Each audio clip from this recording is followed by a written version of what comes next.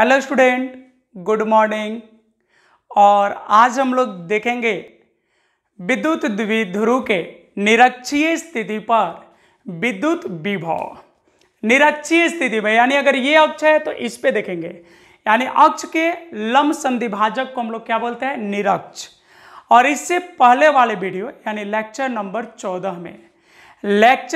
14 में हम लोग विद्युत द्विध्रुव के अक्षीय स्थिति या अनुदैर्ध्य स्थिति पर विद्युत विभव को कैलकुलेट किए थे, और आज पढ़ना है निरक्षीय स्थिति के लिए।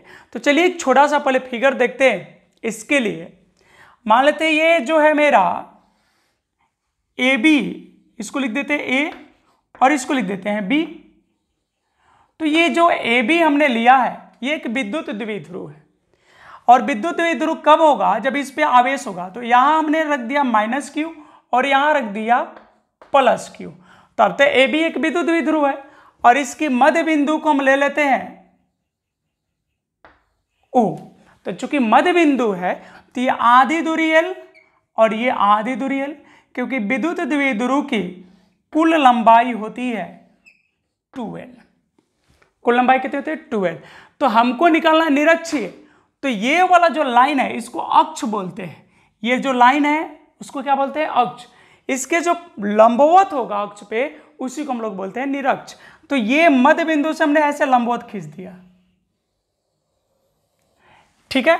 और इसी लाइन को हम बोलते हैं निरक्ष। ये क्या है, निरक्षीय स्थिति है। इसको हम लोग क्या बोलेंगे, निरक्षीय स्थिति।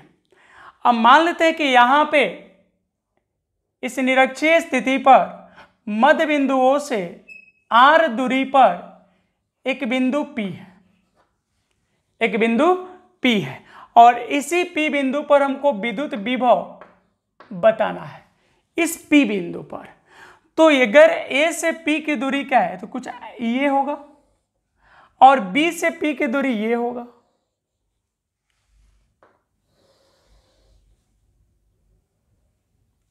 ठीक है। तो अगर ये वैल्यू अगर हम कहें थीटा, कोण थीटा है,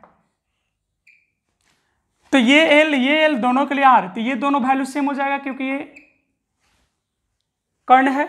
और इसका वैल्यू कितना हो जाएगा, ये R है ये L है, तो इसका वैल्यू हो जाएगा √R² प्लस L²। इसके कितना वैल्यू हो जाएगा, √R² प्लस L²। यही होगा ना। तो चलो कुछ इसके बारे में हम थोड़ा सा लिख लेते हैं। क्या लिखते हैं, माना कि AB एक विद्युत द्विध्रुव है। AB एक विद्युत द्विध्रुव है। इसका द्विध्रुव आघूर्ण कितना मान लेते हैं, इस AB विद्युत द्विध्रुव का द्विध्रुव आघूर्ण कितना मान ले, जिसका द्विध्रुव आघूर्ण, और किसी भी विद्युत द्विध्रुव के द्विध्रुव आघूर्ण को लिखते हैं हम लोग P। अब P का जो परिमाण होता है वो होता है 2QL है, ठीक है। अब इस विद्युत द्विध्रुव के मध्य बिंदुओं से कितनी दूरी पर, विद्युत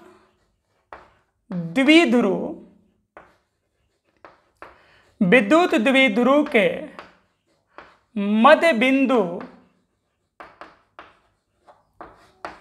O से, विद्युत द्विध्रुव का मध्य बिंदु क्या माने हैं, O से कितनी दूरी पर, देखो कितनी दूरी पर, R दूरी पर। कौन सी स्थिति पर, R दूरी पर, निरक्षीय स्थिति पर। यह R दूरी पर है, लेकिन कौन सी स्थिति पे है, निरक्षीय स्थिति पर, बिंदु P पर। ये जो P बिंदु है यही पर हमको क्या निकालना है, परिणामी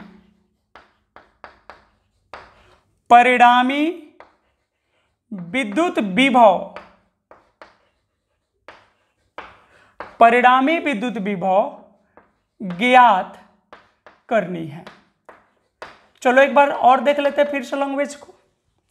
हमने कहा कि माना कि ये भी एक विद्युत द्विध्रुव है, ये तो बहुत बार मान चुके हैं, आज 5वीं बार मान चुके हैं। 3 बार विद्युत क्षेत्र तीव्रता में माने हैं और ये 2 बार बल आघूर्ण जब हम लोग कैलकुलेट कर रहे थे वहां पे, यानी लगभग 7 बार ये हम लोग मान चुके हैं। इसका द्विध्रुव आघूर्ण 2 क्यूबेल है और विद्युत द्विध्रुव के मध्य बिंदुओं से कितनी दूरी पर, r दूरी पर, कौन स्थिति पर, निरक्षीय स्थिति पर, बिंदु P पर परिणामी विद्युत विभव ज्ञात करनी है। तो इस P पर एक बार प्लस Q के चलते निकाल देंगे और एक बार माइनस Q के कारण। तो लिख रहे हैं अब कब भाई, बोलो ना भाई, अब बिंदु P पर प्लस Q आवेश के कारण, किसके कारण भाई, प्लस Q आवेश के कारण क्या निकालनी है हमको, विद्युत विभव होगा। क्या होगा, बोलो ना, होगा, क्या होगा, यहां पर विद्युत विभव किसके वजह से, धनात्मक आवेश के कारण क्या होगा। तो पहले तुम बोलो, इसको V प्लस मान लेते हैं, ठीक है। अब V प्लस बराबर हो जाएगा 1/4 pi epsilon not epsilon r, ठीक है भाई। अब बोलो प्लस Q, अब बीच का दूरी हम क्या ले लेंगे, BP, तो BP का मान कितना हो जाएगा, r² प्लस L² के पावर 1/2। 1/2 समझ रहे हैं क्यों ले लिए, क्योंकि रूट x को हम लोग लिख सकते हैं x के पावर 1/2। तो अब कमेंट बॉक्स में कमेंट करके मत बोलिएगा कि सर यहाँ रूट में था तो यहाँ 1/2 क्यों लिख दिया, बता दिया आपको, ये हो गया BP का मान। अब किसके वजह से निकालेंगे, तथा बिंदु P पर अब किसके वजह से, माइनस Q आवेश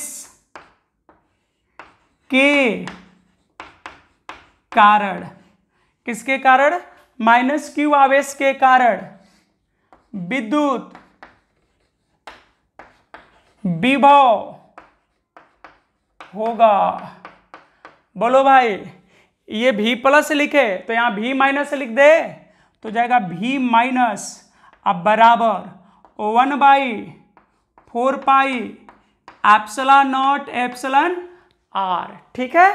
अब हो जाएगा यहां पे माइनस Q, अब बटा में r² प्लस L² के पावर 1/2, ठीक है। तो दोनों निकल गया, V प्लस भी और V माइनस भी। अब लिख दे रहे हैं यहां पे, अतः बिंदु P पर